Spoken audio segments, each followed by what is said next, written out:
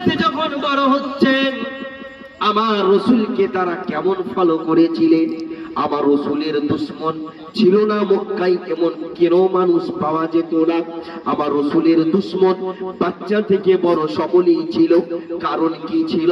আমার রসুল ইসলাম প্রচার করছিলেন তাই। ও বাবাজি ভাইরা, আমার রসুল সাল্লাল্লাহু আলাইহি ওয়াসাল্লাম ছোটবেলায় এমন আখলাক দেখিয়েছেন, এমন চরিত্র দেখিয়েছেন। আমার রসুলকে মক্কার কাফেরেরা, মক্কার বেদুইনেরা নাম দিয়েছিলেন আল আমিন, নাম দিয়েছিলেন সাদিক, নাম দিয়েছিলেন সত্যবাদী সিদ্দিক। কেন কেন? আমার রসুল ছোট থেকে মানুষের কথা শুনতেন। বাবা যে ডাকতেন তার দ্বারে চলে যেতেন আর তার কাজ করে দিতেন। আর আমার রসুলের কাছে কেউ যদি কোনো আমানত রাখতো, বাপ আমার রসুল খেয়ানত করতেন না, টাইমে টাইমে দিয়ে দিতেন। ও বাপজি ভাই, এমন সময় মক্কাবাসীরা, কুরাইশ গোত্রের মানুষেরা নিজেদের মধ্যে ঝগড়া গন্ডগোল বেঁধে গেল। কি গন্ডগোল ভাই? কাবা শরীফের চাদর কে চড়াবে আজকে?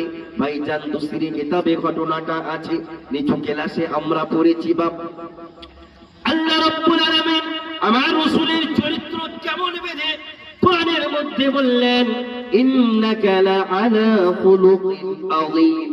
ও মুহাম্মদ, তোমাকে আমি উত্তম চরিত্রবান করেছি, এটা তোমার মাথায় রাখবে। বাবাজি তখন কিন্তু আমার রাসূলের উপরে নবুয়ত আসেনি, আমার রাসূলের উপরে কোরআন নাজিল হয় নাই। আমার রাসূল ছোট, মক্কা কুরাইশবাসীরা আলোচনা করেনি।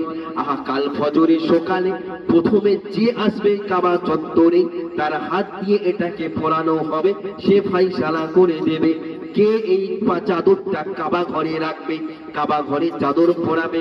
ভাইজান অবাক হয়ে যাবে, কাল সকাল হয়ে গেল, ফজর হয়ে গেল, আমার প্রত্যেক কুরাইশবাসীরা চাতক পাখির মতো চেয়ে আছে, কে আসবে কে আসবে।